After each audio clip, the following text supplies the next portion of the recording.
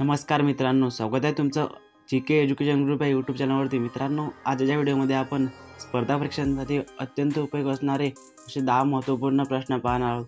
चला तर मित्रांनो, कोणत्याही प्रकारचा वेळ न घालवता आपण आपल्या आजच्या व्हिडिओला सुरुवात करूया। मित्रांनो, प्रश्न क्रमांक 1 आहे, साहित्याचा पहिला नोबेल पुरस्कार रवींद्रनाथ टागोरांच्या रिकामी जागा या पुस्तकास मिळाला।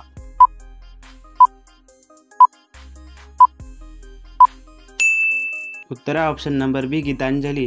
साहित्याचा नोबेल पुरस्कार रवींद्रनाथ टागोरांच्या गीतांजली या पुस्तकास मिळाला। प्रश्न क्रमांक 2 आहे, गिरवन जे आशियातील सिंहाचे घर आहे ते कोणत्या राज्यात स्थित आहे?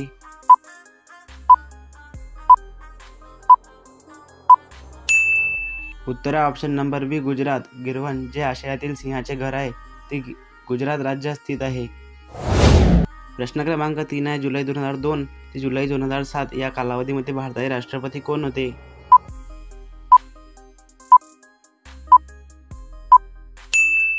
उत्तर option number C, APJ Abdul Kalam. जुलै 2002 ते जुलै 2007 या कालावधीमध्ये भारताचे राष्ट्रपती APJ अब्दुल कलाम हे होते। प्रश्न क्रमांक 4 आहे, संयुक्त राष्ट्राने मानवाधिकारांचा वैश्विक जाहीरनामा केव्हा स्वीकारला?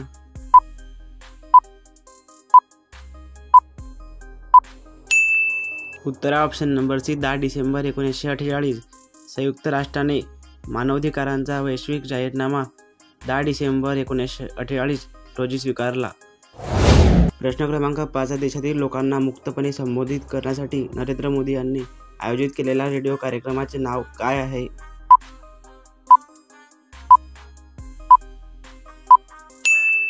उत्तर ऑप्शन नंबर सी, मन की बात। देशातील लोकांना मुक्तपणे संबोधित करण्यासाठी नरेंद्र मोदी यांनी आयोजित केलेल्या रेडिओ कार्यक्रमाचे नाव मन की बात असे आहे।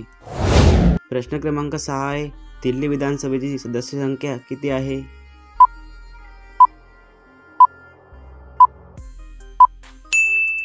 उत्तर ऑप्शन नंबर आहे 70। दिल्ली विधानसभेची सदस्य संख्या 70 इतकी आहे। प्रश्न क्रमांक 7 आहे, पंतप्रधान नरेंद्र मोदी यांनी कोठे 300 मीटर लांब अटल ब्रिजचे उद्घाटन केले?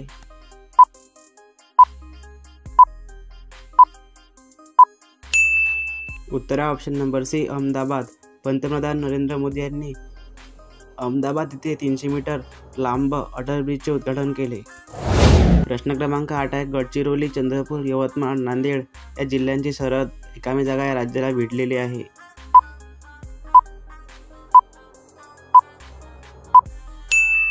उत्तर option number A, Telangana. Gadchiroli, Chandrapur, Yavatmal, Nanded या जिल्ह्यांची सरहद तेलंगणा या राज्याला भिडलेली आहे।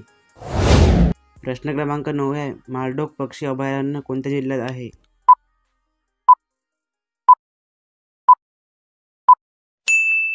उत्तर ऑप्शन नंबर डी, सोलापूर। मालडोक पक्षी अभयारण्य सोलापूर जिल्ह्यात आहे। प्रश्न क्रमांक 10 आहे, आंतरराष्ट्रीय पर्वत दिन केव्हा साजरा केला जातो?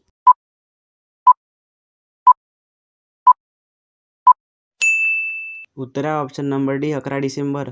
आंतरराष्ट्रीय पर्वत दिन 11 डिसेंबरला साजरा केला जातो। मित्रांनो, आजचा व्हिडिओ तुम्हाला कसा वाटला मला कमेंट करून नक्की कळवा। तुमच्या मित्रांपर्यंत हा व्हिडिओ नक्की शेअर करा आणि असेच नॉलेज व्हिडिओ पाहण्यासाठी आपल्या चॅनलला सबस्क्राईब करायला विसरू नका।